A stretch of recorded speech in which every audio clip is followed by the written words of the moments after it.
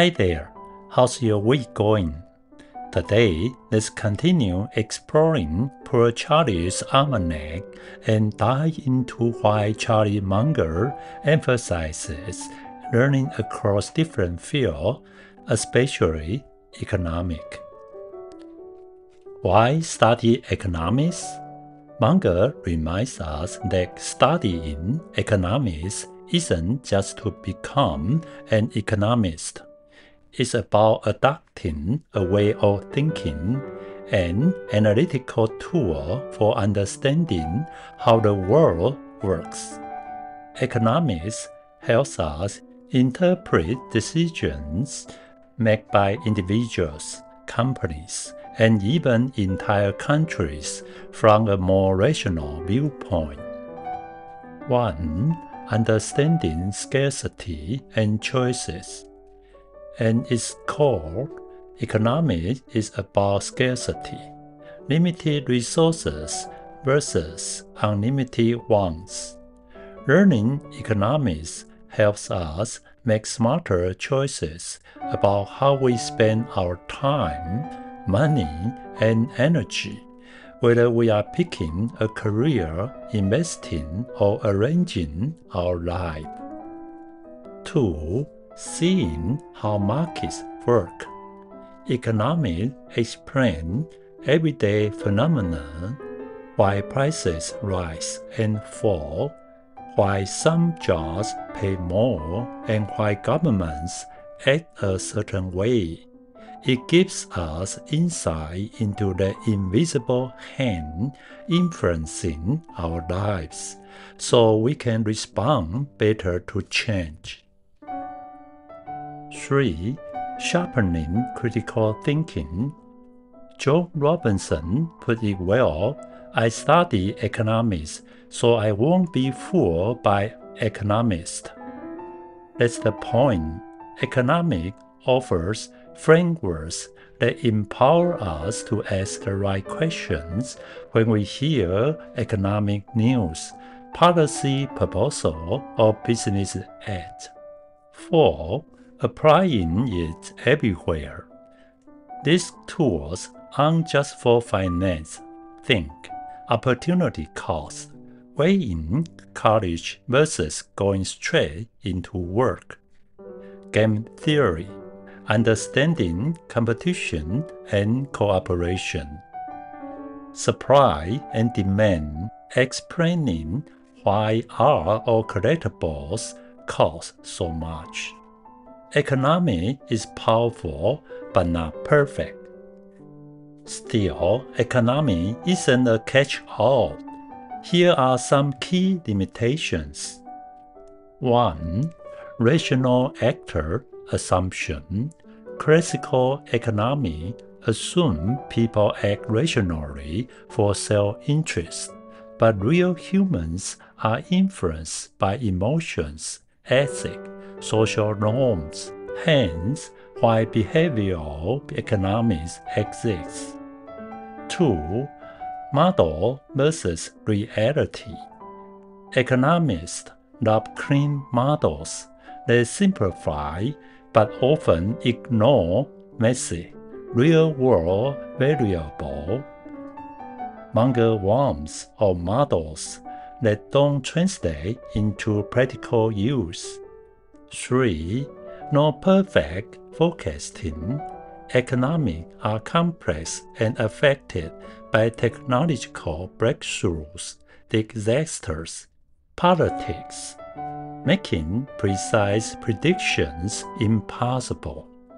4. Ignoring the intangible. Economics typically focuses on material wealth and distribution.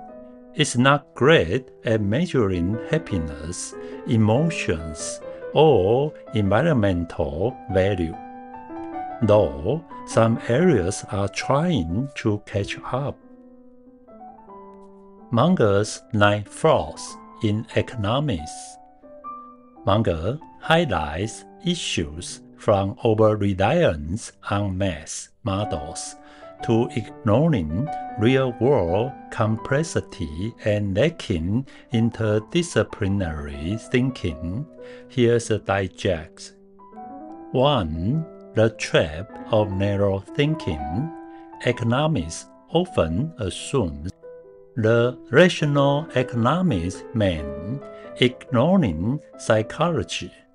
People aren't perfectly rational, they are biased and emotional.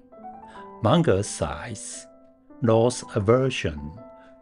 We fear losses stronger than gains. Her behavior, following the crowd even when it's unwise. He references Robert Cialdini's principles like social proof, reciprocity, authority, nudges that shape our decision. Think about Steve Jobs' genius. People buy iPhone for emotion and identity, not just specs. Similarly, Tadashi Yanai of Uniqlo doesn't sell luxury. He sells comfort, simplicity, and feelings just right. 2. Psychological biases. Economists assume rationality, but Munger warns of cognitive biases, confirmation bias, incentive distortions, over-optimism, etc. This explains phenomena like stock bubbles better than classic models. He praises Daniel Kahneman's work.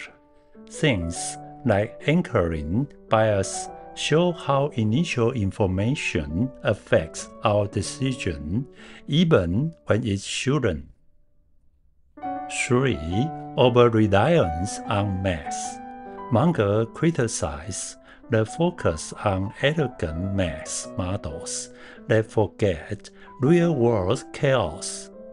For example, the efficient market hypothesis (EMH) assumed markets always reflect all information, but clearly they don't. Munger points to Li Kangxin, who trusts intuition, context, and real sentiment over charts or formulas. During Hong Kong's uncertainty over reunification, Li bought at low prices based on insight, not on number crunching. What this means for you. In investing, don't assume current prices reflect everything. Look at company fundamentals, industry trend, behavioral signal like herd trends.